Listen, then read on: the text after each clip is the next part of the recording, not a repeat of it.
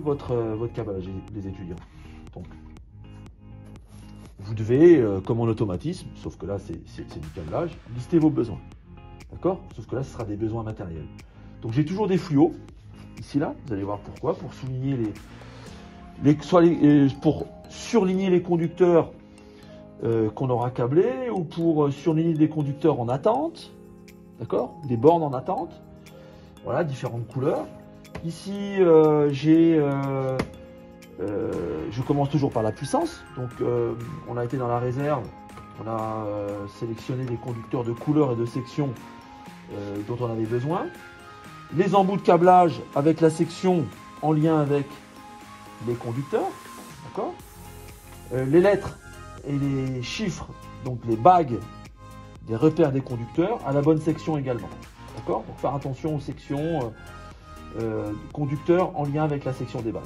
Ensuite, avant de débuter votre câblage, vous devez être certain d'avoir le repère proprement des différents matériels. Donc par exemple ici KM1, KM2, voilà, ici KM1, KM2.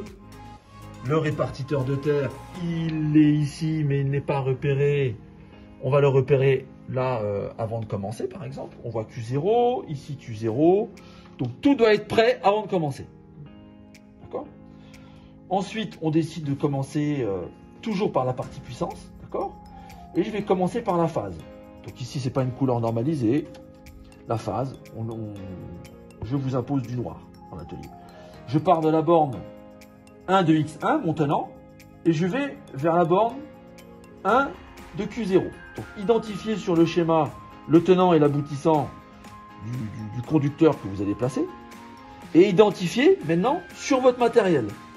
Donc ici, je vois bien X1, borne 1. J'ai gardé ici le couvercle en lien avec les repères des borniers. D'accord? Et je vais aller vers la borne 1 de Q0. D'accord? Et vous allez répéter cette méthode pour chaque conducteur rigoureusement. J'identifie sur le schéma ce que je vais câbler. J'identifie les bornes, tenants et aboutissants qui sont en lien. D'accord? Ensuite, pas de conducteur en oblique, toujours horizontal ou vertical. Regardez, là je viens de pincer le premier. Là, ici, là. Je place le conducteur. Il est toujours ici rattaché à ma bobine. D'accord? Ici, vous avez un contre-exemple de la tenue de la bobine, avec des étudiants ici qui n'ont pas, et je n'étais pas là, qui n'ont pas respecté le savoir-faire. Voilà. Alors, ce que je fais, moi, ici, là, je laisse toujours une petite boucle de 2 cm de mou. D'accord? Regardez, je vais un peu plus loin. Je vais un peu plus loin. Je suis ici. 3 cm. Et je reviens. Oui ou pas? Oui. Je pose mon conducteur comme si j'allais le câbler. D'accord? Je vois bien qu'au niveau de la profondeur, ça va être à peu près ici, au niveau de mon doigt, puisqu'il va aller sur cette borne-là. D'accord? Je me suis équipé de tous les matériels dont j'avais besoin, dont la pince coupante, pince à dénuder, les tournevis plats ou cruciformes en fonction des bornes que je vais attaquer. Et je coupe à l'extrémité, proprement. D'accord? Je garde proprement le dernier conducteur que je vais utiliser. D'accord? Et ici, je répète la même technique que tout à l'heure, 1,5 cm. Donc ici, vous avez de l'électronique, les étudiants. Donc je sors le conducteur. Pas de brin sur l'électronique. D'accord? Les brins, je les mettrai à terre. Je balayerai en fin de séance. Ici, on a réglé la pince coupante, pardon, la pince à dénuder qui n'est pas une pince coupante. Je torsade, je tire, d'accord? Là, vous refaites une deuxième fois, c'est pas très propre. Je torsade, je tire. Voilà. Ici, aucun brin n'est blessé. Ça veut dire qu'on a bien réglé la pince à dénuder dont l'orifice correspond à la section du conducteur. Et on vient juste pincer l'isolant. D'accord? Et on ne blesse pas les brins. Je torsade. D'accord? Juste le matériel. Regardez, poste de travail. Il n'est vraiment pas encombré. Plusieurs jeux de schémas. Le matériel qu'il me faut. Ni plus ni moins. Et ensuite, je mets mon embout adapté à la section. je le bloque, la lèvre ici de l'embout est contre l'isolant. Il y a toujours un petit millimètre qui dépasse. Vous le laissez. Si vous voyez qu'il y a plus, pince coupante et on coupe. D'accord? Mais sinon, vous laissez toujours un petit millimètre.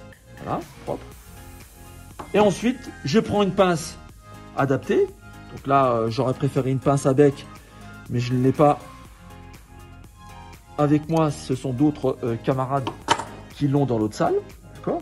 Donc je prends une pince multiprise, voilà, proprement. D'accord? Je reviens, j'ai la bonne longueur, j'ai le mou.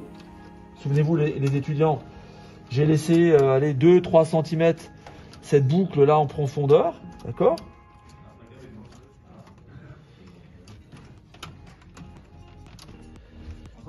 Et je viens raccorder ici, là, proprement. Alors vous voyez bien ici, là, regardez, je fais une petite baïonnette en fait. Regardez, toujours ici droit, ici là, voilà, je le place déjà. Voilà, je le tiens ici. Ça va venir après avec le.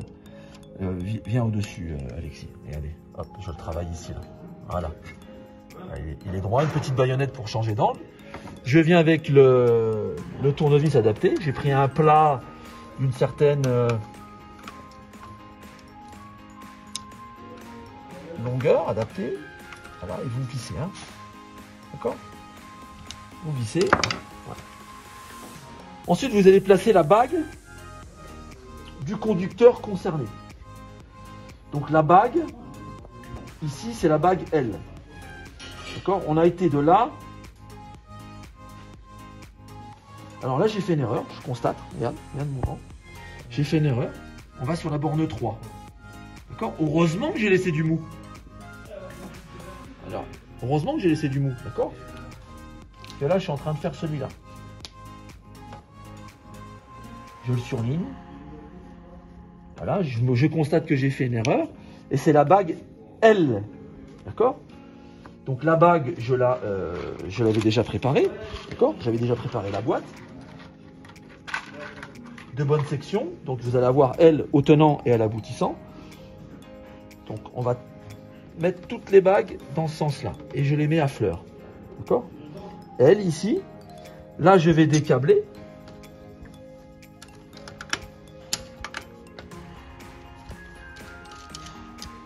Quelque chose qui arrive. D'accord? Vous lisez sur le schéma, hein, tout simplement. C'est la deuxième borne à droite de la première. Donc la première borne, donc là, deuxième borne. Vous vous adaptez. Il n'y a pas de repère ici, par exemple. Là, on a 1, 2, 3, 4, c'est conventionnel. Là, il n'y a pas de repère. Vous vous adaptez, vous lisez votre schéma de la même manière que vous appréhendez votre matériel. D'accord? Donc, j'aurais tendance à mettre le conducteur ici.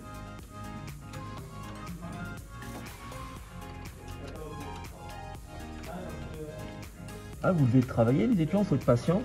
Alors, je vais le mettre dans la borne là. Et je vais reproduire ce que j'ai fait tout à l'heure. Donc, vous le tenez soigneusement. Et puis, vous vissez. Vissez proprement. Donc, un plat adapté. Ah, il ne tient pas. Il n'est pas dans l'étrier. Il n'est pas dans l'étrier. Donc s'il n'est pas dans l'étrier, il faut que je vienne en dessous, tout simplement. Parce que quand je visse, après je tire un petit peu sur le conducteur. D'accord? Pour voir s'il reste bloqué. Si vous voyez qu'il ne reste pas bloqué, ça veut dire qu'il n'est pas dans l'étrier. D'accord? En fait, vous l'avez mis au-dessus de l'étrier, au lieu de le mettre en dessous, l'embout. D'accord? Vous tirez propre.